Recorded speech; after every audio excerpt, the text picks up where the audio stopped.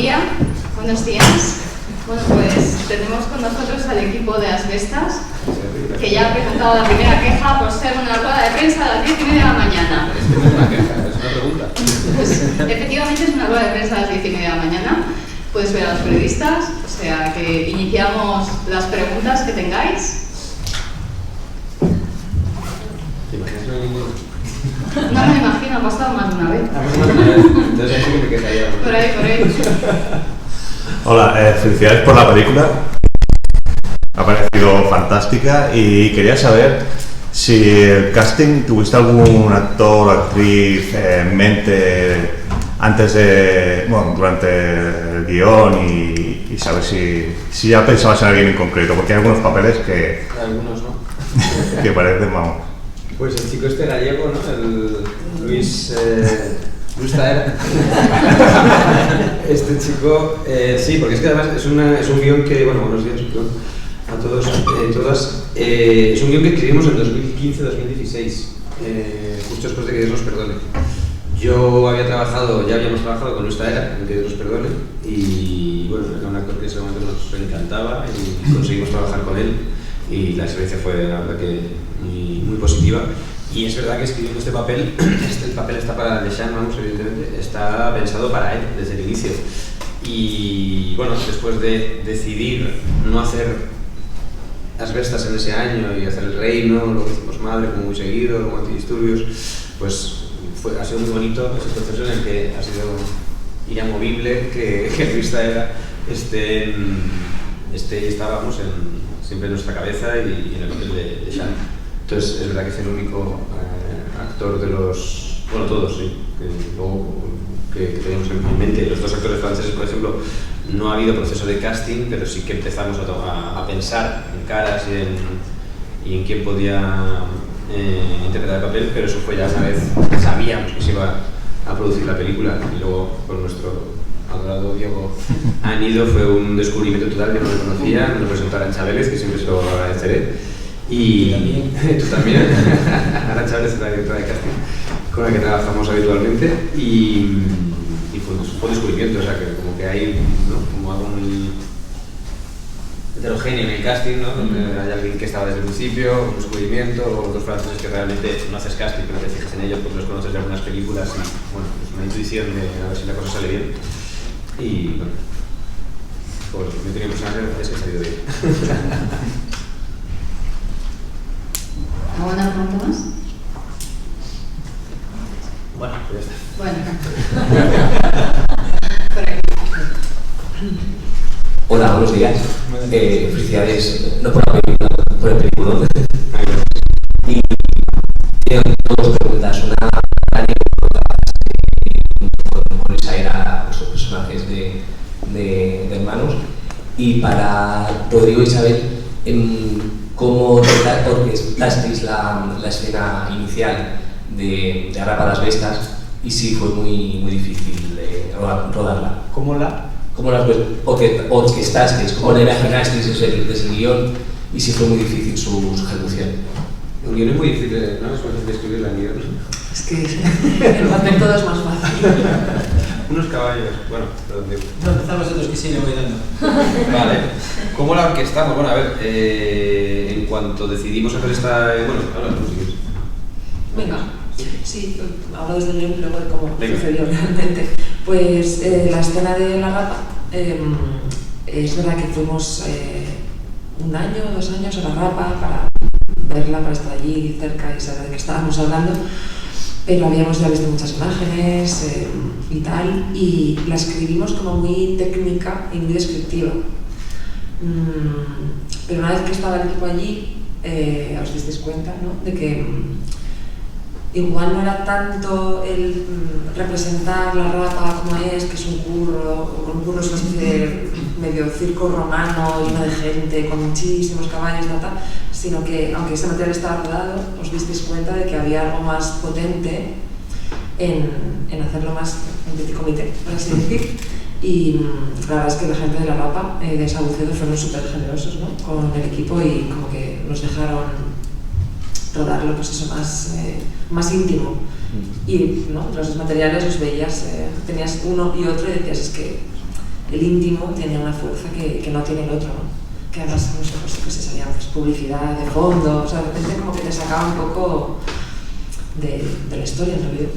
Yo creo que, o sea, no sé si todo el mundo aquí ahora mismo, porque bueno, nosotros estamos ya tan familiarizados, conoce la rapa de asbestas porque has hablado de ella y no sé si todo el mundo, hay gente que no la conoce, claro, lógicamente, o sea, nosotros de verdad decidimos hacer esta película, el hecho real, porque es un hecho real, o está inspirado en un hecho real, transcurre en Galicia y entonces empezamos a documentarnos y a informarnos y de repente, me acuerdo que me lo enseñaste tú y me dijo, ¿has visto lo que pasa en Galicia una vez al año? Bueno, en Galicia, en Sabucedo y en algún otro sitio, pero sobre todo en Sabucedo, una vez al año. Entonces descubrimos la rapa de asbestas en el año 2016 y luego hemos ido varias veces, obviamente, para verlo. Entonces primero hicimos un viaje y nos quedamos realmente flipados con lo que es la tradición, con lo que es la fiesta de allí, que tú la sabes. Y entonces dijimos, esto tiene muchísimo sentido en nuestra película que teníamos en la cabeza, pero evidentemente en el hecho real no tiene por qué haber ninguna relación, ¿no? Y como bien ha dicho Isa, pues ya decidimos rodar eso, fuimos dos, la fiesta transcurre durante varios días, pero hay dos, supongo que sábado y domingo, si creo recordar bien. Y lunes. Claro, sábado y domingo, y luego el lunes es lo de, como lo has llamado, el sábado y domingo es con toda la gente y cómo se dedican toda la mañana, toda la tarde del sábado y toda la mañana del domingo a inmovilizar a las bestas en gallego es caballo salvaje, por eso se llama así la película, incluso se llama así la rapa de asbestas, a inmovilizar uno a uno o una a una esas bestas. El domingo hacen lo mismo con las que sobran y es verdad que el lunes decían no, ahora ya no hay la fiesta, pero las que no hemos podido porque no ha dado tiempo, pues terminamos haciéndolo en otro sitio apartado. Y es verdad que rodamos sábado, rodamos domingo y de repente nos dimos cuenta que rodando lunes había algo ahí en un ambiente totalmente distinto, sin público, que era menos espectacular por un lado, porque claro, no es una fiesta donde hay un público ahí observándolo y viéndolo, pero sí que para nosotros era más espectacular y tenía mucho más sentido, pues eso, ver a 3 personas coger un caballo y hacer esto. Me toca.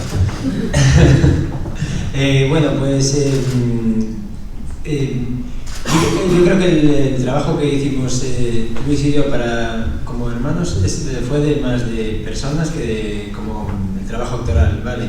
Yo a Luis lo conocía desde hace muchos años como peatón de Santiago, porque somos los dos de Santiago, y me había cruzado muchas veces con él, ¿no? Él tiene un careto que es muy difícil olvidarse de él, ¿no? Y aparte que no solo es el careto, sino que es una persona expansiva, ¿no? Pero ya como peatón, es un peatón expansivo.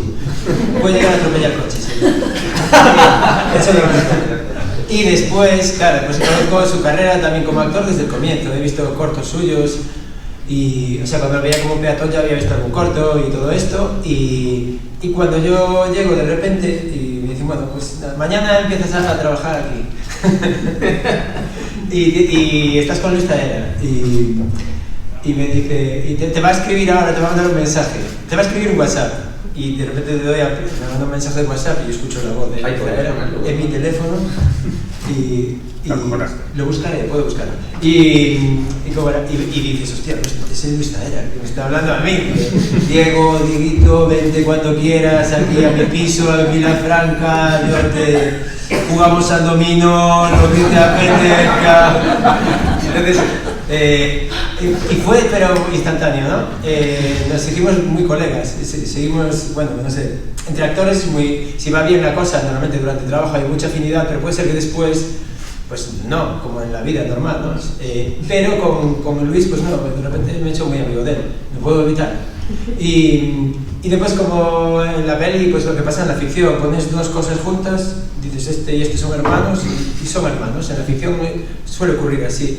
Por lo que no hicimos nada más que hacer nuestras cosas. Convivisteis mucho, eso que sí. Es verdad que se comportaban como sí. Como hermanos. Claro. Juntos salíais a correr juntos. Sí, y había, por ejemplo, un cuarto que teníamos en la casa más caliente de la aldea. Estoy hablando de 19 grados, dentro 17 a veces, pero la casa más caliente, la del proceso. Claro, sí.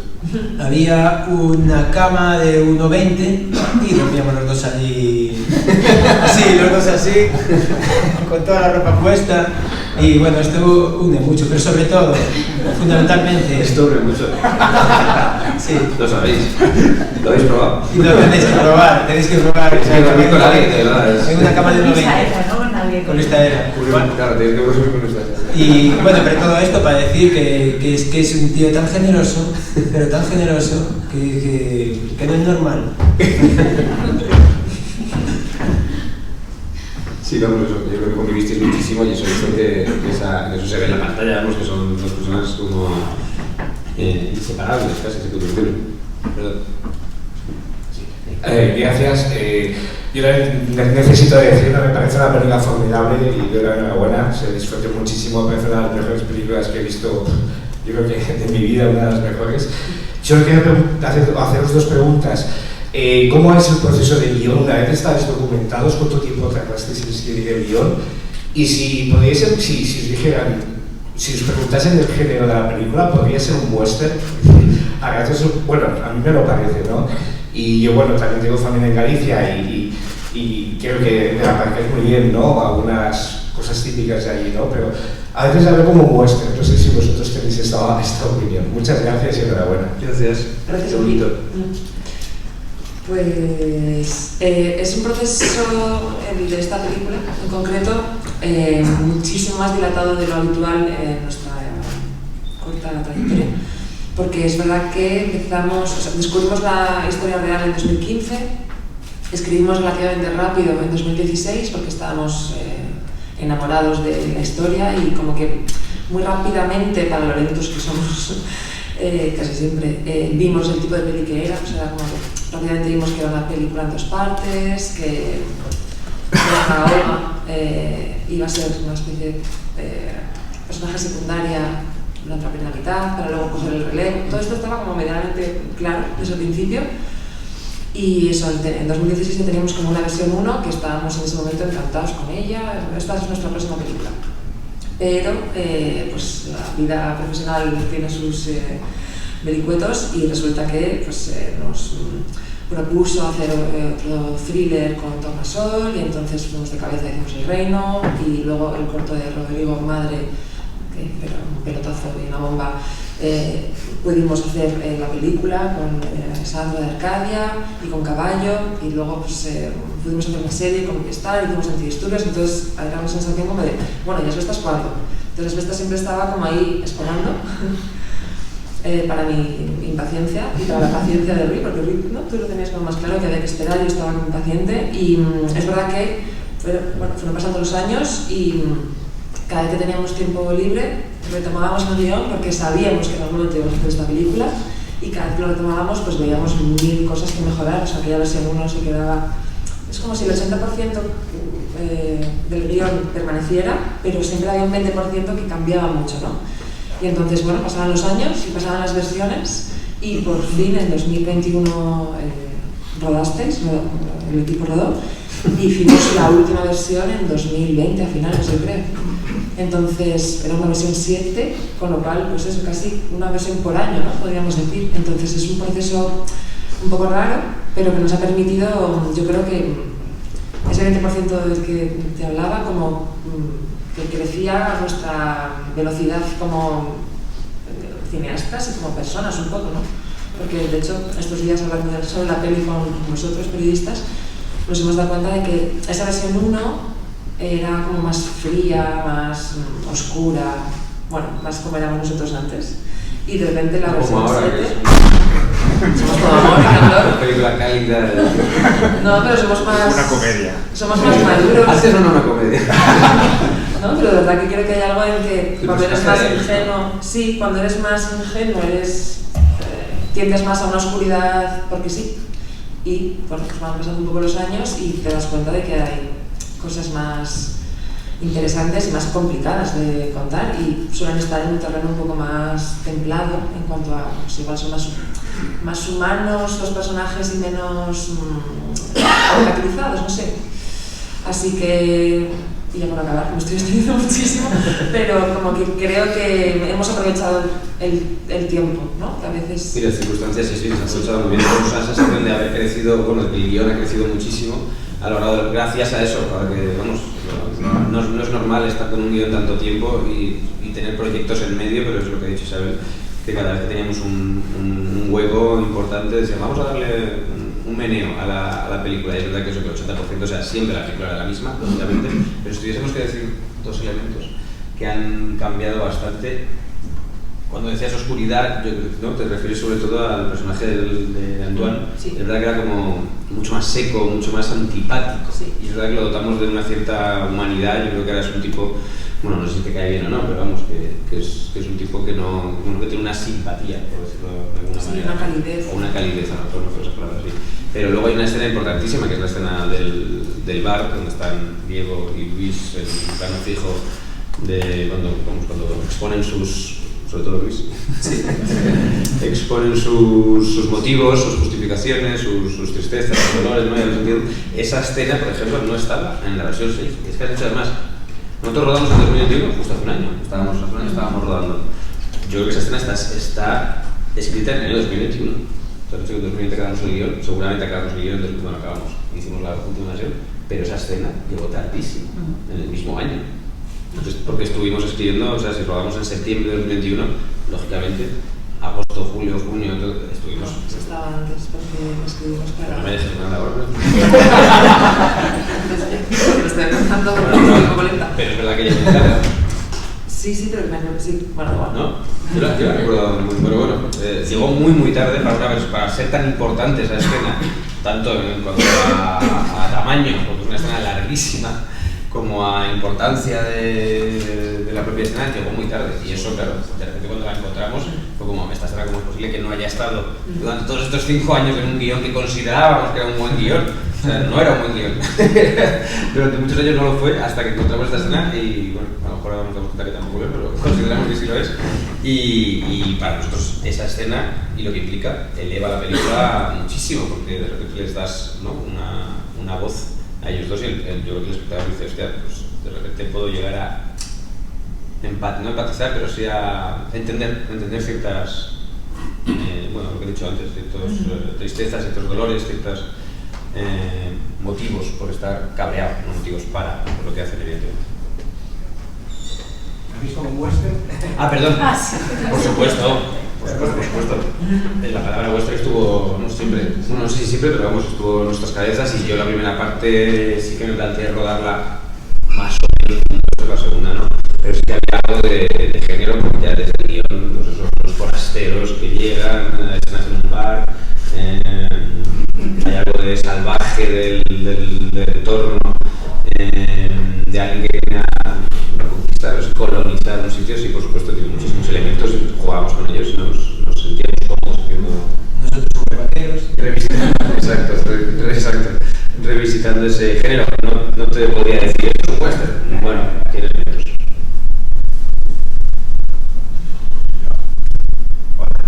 Una preguntita para Isabel y Rodrigo. Siempre tuvisteis claro el uso de los 3 idiomas que saldrían en la peli. Y en relación a esto, el personaje forastero es francés. También estuvo claro desde el principio que sería francés. ¿Creéis que funcionaría la historia de la misma manera si fuera español de otra parte de España, de otra comunidad autónoma? Que lleva un catalán, un andaluz. Yo creo que no funcionaría, evidentemente hay algo que sí, porque es alguien que no es de un sitio, entonces si no eres de ahí, pues puede ser catalán, andaluz o americano o asiático, pero es verdad que al ser, bueno, creíamos que si no era español ganábamos muchísimo, por una cuestión idiomática te sientes mucho más lejos, te sientes mucho más solo, si no compartes esa lengua y si no compartes una nacionalidad, eso es evidente.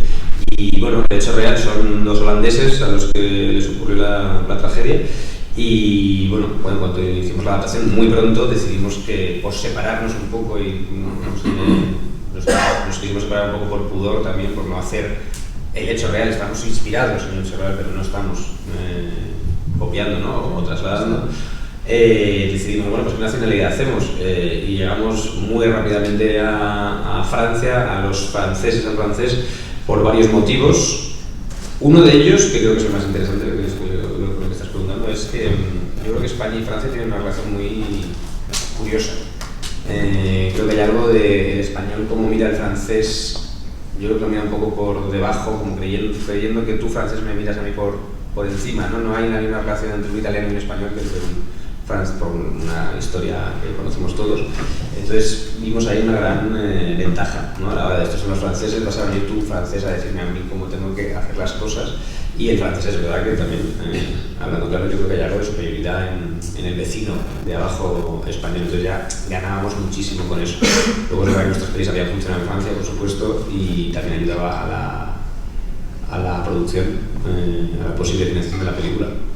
Y sobre el uso de los tres idiomas. Y los tres idiomas estuvieron desde el principio. Lógicamente, si hacemos unos protagonistas extranjeros, tienen que hablar el idioma extranjero, ya tenemos dos idiomas, y luego sí, desde el principio sabíamos que queríamos contar una historia gallega con ese color y pero con esa dificultad que era de, bueno, pues si vamos a Galicia, vamos a hacer una historia en el mundo rural e interior de Galicia, pues los personajes hablan, cuando vas allí lo ves, hablan en gallego, entonces estuvo desde el principio, sí. Hola, ¿qué tal? Buen día y gracias, una película muy necesaria. Mi pregunta era en torno a, por esto que acabáis de comentar, de las escenas o de las secuencias tan largas, ¿no? Del enfrentamiento, de la negociación.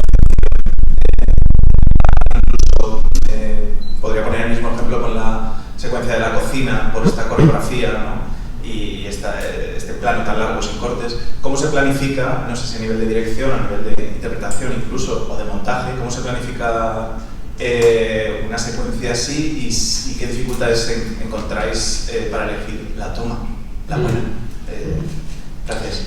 La verdad que en este caso hay veces que, bueno, me ha pasado poco, yo he rodado muchos planos secuencia largos y la verdad que muy pocas veces he dudado o hemos dudado, los responsables directos, hemos dudado de cuál era la buena. Hay algo que lo ves, que lo sientes, y hay veces que lo sientes en rodaje y hay veces que no, pero de repente es que no hay color entre una y otra, siendo curiosamente, claro, cualquier espectador normal podría verlo y decir, bueno, pues no hay ninguna diferencia, porque evidentemente es el mismo movimiento, es el mismo texto, es el mismo entorno, la foto que ves es la misma, pero hay algo que lo notas. Son dos planos secuencia muy largos, además a mí, no sé, me gusta mucho que sean dos escenas de gente hablando, de texto, entre uno o dos personajes, o hablan dos personajes, aunque parecen tres, pero hay algo como, en uno están los hombres, en otro están las mujeres, en uno la cámara no se mueve, en otro la cámara se mueve muchísimo. Yo intenté que en el que se moviera muchísimo no se notara tanto, o sea, que hubiera una especie de coreografía un pelín o lo más elegante posible para que no parezca, bueno, para que estés con ellas o no con el movimiento de cámara, evidentemente. Entonces, bueno, pues son dos procesos, en cuanto a rodaje, son dos procesos muy distintos. El de plano fijo es bastante sencillo, evidentemente, a la hora de la cámara. Ya cuando de hecho hay un pequeño acercamiento mientras ellos se colocan y él se sienta, y había un ligero acercamiento por una cuestión de cuadro, pero una vez se sientan, evidentemente, la cámara no se mueve. Y eso son los actores. Ahí la cámara no tiene ningún misterio en ese sentido y son los actores. Yo creía que íbamos a tardar muchísimo en encontrarla, por supuesto, son 10 minutos de dos tipos hablando y un tipo mirando y creía que íbamos a tardar mucho y hicimos 5 tomas enteras, solo hicimos 3. Cuando digo 5 damos 5 veces acción, que es poquísimo realmente para un plano tan largo. 2 no las acabamos porque lo típico, yo no sé si Denis Menochet está actuando en castellano durante 10 minutos sin cortes. La verdad que el tipo estaba acojonado y lo decía, vamos, y sale, ¿no? No puedo tener solo palabras buenas para él, ¿no? Solo tengo palabras buenas para él, quiero decir. Y solo acabamos 3 tomas. La primera, la tercera y la quinta. Y la primera era como, bueno, una especie de ensayo realmente, bueno, entonces sabes que esa no es, pero es que la tercera era como, nos quedamos todo el equipo como acojonados porque notamos que era esa, o sea, había algo vivo ahí, había una tensión, había un clímax que se notaba que era esta, entonces fue como relativamente pronto y dije, bueno, pues ya la tenemos, pero habrá que hacer otra, porque hemos planeado aquí a estar todo el puto día en este bar, con esta toma, con este plano, vamos a hacer, y claro, tardas tanto, se desgastan tanto, claro, había algo de que hasta que te pones, tardas mucho, estás perdiendo un tiempo que puedes invertir en otras cosas, por supuesto, pero bueno, hicimos la cuarta, como te he dicho, se corta, y la quinta de repente la hacen entera, está muy bien, pero hay algo de, es que no es esta, es que ya la hemos hecho, entonces podríamos seguir repitiendo y perdiendo tiempo y de verdad que se quedaron muy sorprendidos, Luis y Denis sobre todo, y en plan de ya, y yo sí, es que no creo que mejoremos esto que habéis hecho. En cambio la otra técnicamente es muy complicada por una cuestión coreográfica, porque las actrices que se van moviendo y claro, hay un equipo que no sé cómo lo decimos, pero hay 4 personas ahí en esa cocina como moviéndose todo el rato y claro, ahí fallaba mucho más, para cuando ellas están bien, pues a lo mejor la cámara no está tan bien y viceversa. Y ahí sí que es la última, ahí sí que es perfeccionar, ensayar y lo vas notando desde todavía no, y la toma, no sé si es la 7 o la 9, pero como vale, es esta y la tenemos y es verdad que se notó también en ese momento que lo teníamos. Gracias. Hola, ¿qué tal? Buenos días. Primero de todo, felicidades por la película. Yo tenía 2 preguntas. Una era si podéis explicar el uso minimalista y súper esporádico de la música, porque es percusión muy leve cuando Antoine, digamos, como se empalentona o algo así, y luego muy pocas notas cuando el terror empieza a emerger realmente. Pero sí, es muy poca música realmente y era por saber cómo lo habéis planificado eso. Y la otra sería cómo conseguís que un escenario natural tan precioso como es el del rodaje, poco a poco se va convirtiendo, no diría tenebroso, porque no sería la palabra, pero sí claustrofóbico, porque acaba siendo realmente claustrofóbico ese pueblo. O sea, quería saber cómo habíais planificado el rodaje así. Gracias. Bueno, con el rodaje, ¿tú quieres hablar? ¿No? Vale. Sí,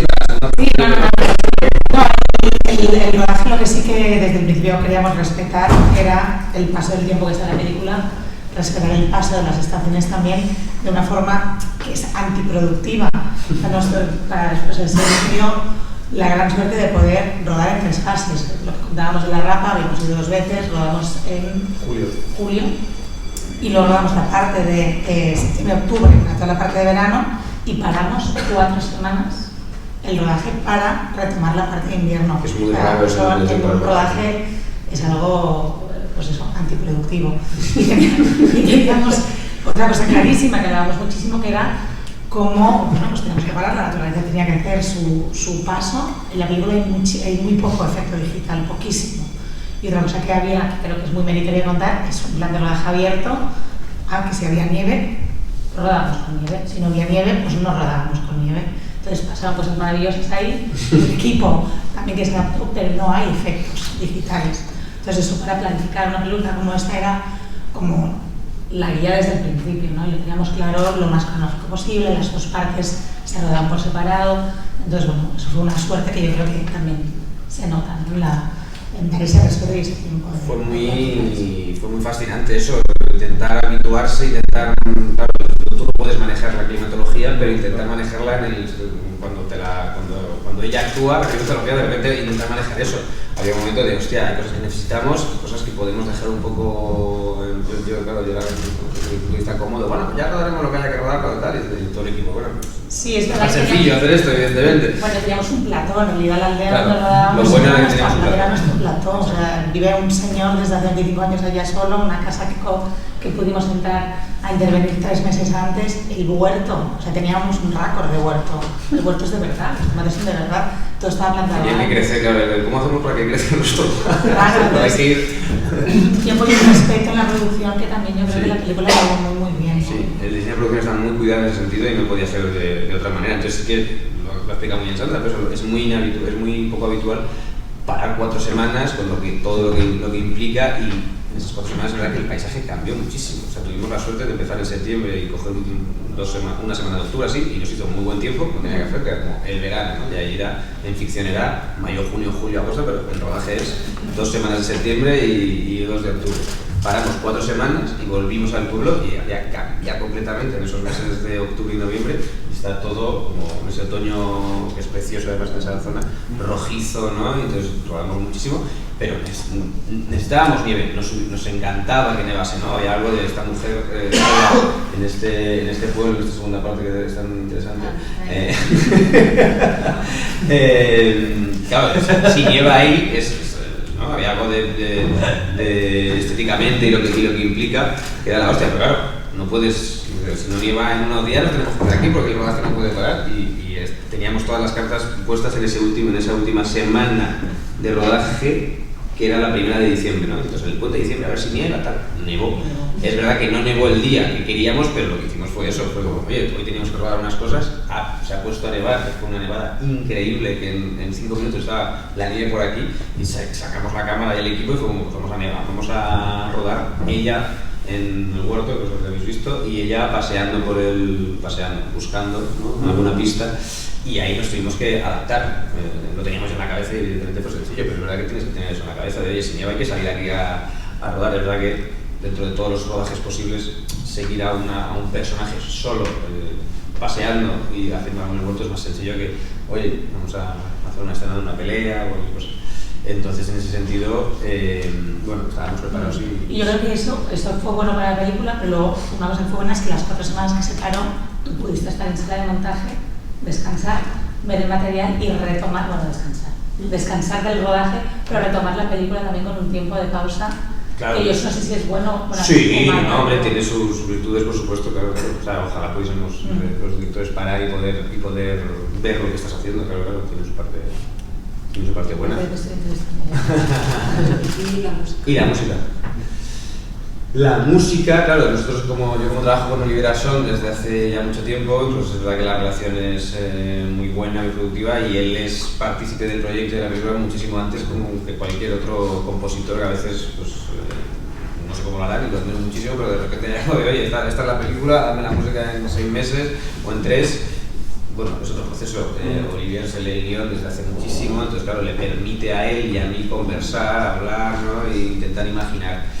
Y es verdad que la música de esta película nos costó muchísimo encontrarla, la verdad, o a él le costó muchísimo enseñarme algo que a mí me convenciera, o a mí me costó muchísimo intentar expresarme, intentar comunicarme y decirle o expresarle lo que yo buscaba. Pero sí que, por ejemplo, gracias a esa relación, él pudo venir a rodaje. Me acuerdo que se quedó en mi apartamento porque dijo, tío, tienes que venir, nos estamos encontrando esto ya en pleno rodaje, hay algo de, él me enseñaba cosas y yo era, no es esto. Bueno, estábamos en 2 mundos totalmente distintos. Él me estaba enseñando una movida y yo no sabía explicarle por qué, pero es que era otra. Y le digo, creo que tienes que venir aquí y sentir este sitio. Yo quería algo como muy brutal, muy arcaico si quieres, muy terrenal, ¿no? Y él a lo mejor estaba yendo como algo mucho más, no sé cómo decirlo, más, no tengo que la palabra divino, pero que había algo más celestial, por así decirlo, en la música. Y yo, tío, esto tienes que venir aquí, mancharte de barro, sentir este frío. Y vino, y la verdad que la experiencia evidentemente le gustó muchísimo, y es verdad que no te quiero decir que en cuanto llegó lo tuvo, pero que creo que son experiencias que son necesarias para entender la película que estás contando. No me acuerdo realmente lo que yo le dije en el sentido de yo quiero esta música, digo antes, ¿no?, en el proceso previo, pero sí que quería, desmarcarme muchísimo de nuestros trabajos anteriores, que eso él está encantado, evidentemente, probar cosas nuevas, y sí que yo quería una película, pues eso, como una música para una película muy terrenal, ¿no?, algo como muy bestial, ¿no?, como algo que el título lo dice. Entonces, claro, cuando encontramos esa percusión, que hay algo como muy ancestral, ¿no? Hay algo de esto no es una música moderna, esto no es una música de los instrumentos, ¿no? Claro. Entonces, bueno, hasta que llegamos ahí, pues tardamos bastante. A mí la música ahora mismo me fascina, y el genio es él, evidentemente. Yo no sé cómo lo hace, pero cuando lo encontró, pues eso, yo lo oí y dije, es esto, ahora ya, pues hay que trabajar más, pero es esto, cuando encuentras ese color y esa nota y ese mundo, ¿no?, o ese universo. Y es verdad que desde el principio yo creo que las dos sabíamos que iba a haber poca música. No hay tan poca, pero es verdad que es una película dentro de las nuestras que es la película que menos música hay, digamos, de las que hemos hecho.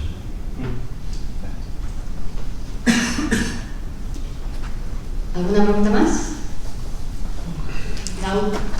Bueno, una. 20.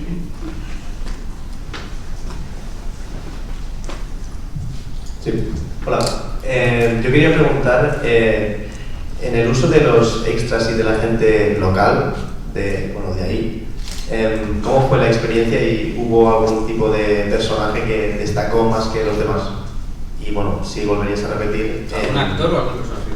No, personaje de los locales, quiero decir, alguien que destacara y puede que influenciara también en, la manera de seguir la corriente de la película. Sí. Bueno, es verdad que también el proceso de casting fue muy curioso porque hay unos cuantos personajes que están interpretados por actores formados, digamos, los estáis viendo en pantalla, pero es verdad, como que has notado, que la gente que poblaba ese pueblo o esa aldea y la película, sí que yo tenía muy claro que no quería que fuesen actores. Entonces la gente del bar, por ejemplo, excepto Diego, Luis y de Niño 7, evidentemente, no hay ningún actor. No. Son todos gente local que no se ha puesto delante de las cámaras nunca. Entonces el proceso, aún así haces un casting, aún así, claro, de toda esta gente que no son actores, que vengan y que digan unas frases, que actúen de alguna manera y yo poder ver si me entiendo con ellos, si dan lo que yo buscaba. Entonces fue un proceso de casting bastante cansado, bastante exhaustivo, exhaustivo. Y salieron gente, claro, bueno, yo estoy encantado también con esos personajes, ¿no? que se terminan creando, yo no lo creo ni lo crearían ellos, pero que se terminan creando. Ellos como personas y trabajadores de este universo, creo que tú puedes también contarlo, estaban encantadísimos, había algo de un amor por lo que estaban haciendo, de un agradecimiento también, un agradecimiento mutuo, porque ellos estaban agradecidísimos a nosotros y yo era de, bueno, las gracias realmente es a vosotros que os estáis prestando a esto, que estáis trabajando en un lugar, de una manera en la que nunca lo habéis hecho, y entiendo que si no lo has hecho nunca hay algo como pesado, ¿no? Una persona que no tiene ni idea de lo que es un rodaje, hay algo que no le ves el sentido, ¿no? Muchas cosas. Entonces sí que hubo como mucha generosidad por su parte y ellos, ya te digo, estaban encantados. Como me has preguntado por alguien en especial, no podemos dejar de mencionar al personaje de Pepiño, que es como el mayor amigo de ellos, que luego van a, ¿sabes qué te digo? Que van a casa de él y de su mujer a celebrar el cumpleaños. Él se llamaba Blanco, y digo se llamaba porque falleció hace no jodas. Luego te mandaremos foto de la esquela, lo que puso. Sí. Falleció hace muy poco, un mes o 2 meses. En verano. Sí. ¿Y de qué se murió? ¿Perdón? ¿De qué falleció? Pues se supone que estaba enfermo, pero lo mantuvo en secreto, no lo sabíamos, y era un tipo, bueno, es que realmente ese tipo no es actor, no era actor, y es pues, un papel muy secundario. Entonces realmente él estaba, pues yo le veía que venía a rodaje y estaba como encantado, se le veía como muy contento en cuanto a eso, ¿no? Le estábamos dando una oportunidad y él se prestó a hacer una oportunidad, y te digo, el agradecimiento es mío hacia él, pero él se sentía como muy agradecido a nosotros. Y no era actor, y había algo de pues, manejar estas, ¿no? La comunicación es muy distinta, vaya, con alguien que no es actor. Pero nada, acabó el rodaje, todo bien, todos contentísimos, y de repente leímos una noticia, supongo que en redes sociales, ¿no? Sí, bueno, había bien Ponferrada. Y como el último deseo de la persona que participó en Asbestas, él dejó un mensaje que era un brindis por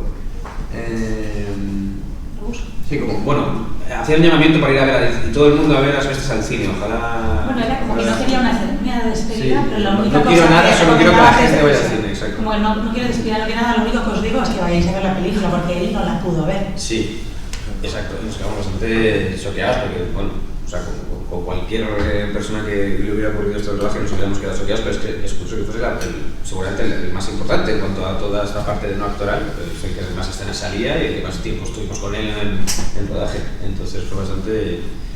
Así que te diría que él fue el que más nos modificó, por así decirlo, nuestra experiencia. Pues muchísimas gracias por vuestra atención. Y gracias al equipo de Asbestas, seguir con esta racha de éxitos y con la que